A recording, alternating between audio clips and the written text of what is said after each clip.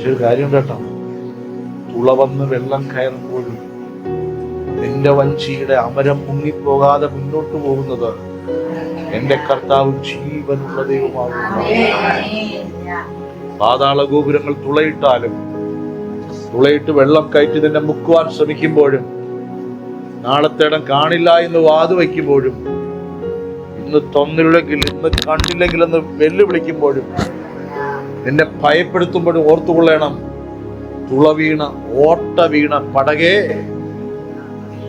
ആ ഓട്ട നിന്നെ മുക്കിക്കളയുകയില്ല. അമരം മുങ്ങി നീ അടിത്തട്ടിന്റെ ആഴങ്ങളിലേക്ക് ആഴ്ന്നു പോകത്തില്ല.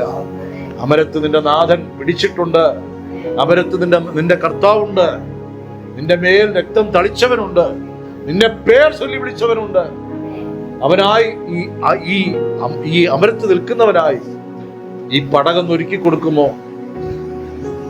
ഓട്ടകൾ എത്ര വെള്ളം കുത്തി അകത്ത് കയറ്റിയാലും നീ പിന്നത്തേൽ കാണും, എവിടെ പോയി ഈ വെള്ളം നിറഞ്ഞു മറിക്കാൻ വന്നതല്ലയോ? എവിടെ പോയി? ഭയപ്പെടുത്തി ആഞ്ഞടിച്ച കാറ്റിനെയും കടലിനെയും ശാന്തമാക്കുവാൻ കെൽപ്പുള്ളവൻ എന്റെ അകത്തുള്ളതിനാൽ, എന്റെ കർത്താവിന്റെ അകത്തുള്ളതിനാൽ.